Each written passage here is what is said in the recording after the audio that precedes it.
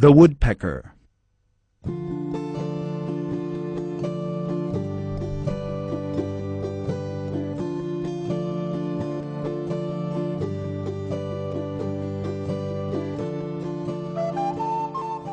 The woodpecker's bill is a very strong auger.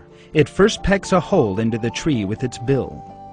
Then, it stores acorns in the hole to be taken out in the winter.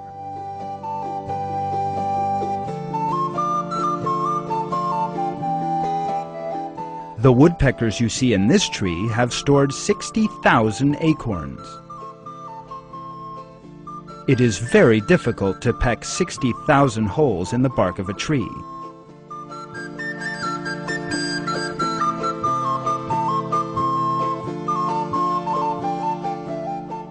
Woodpeckers manage this difficult task with patience and self-sacrifice. The purpose is to feed their families when the cold days of winter come. The young members of the family also help in the preparations.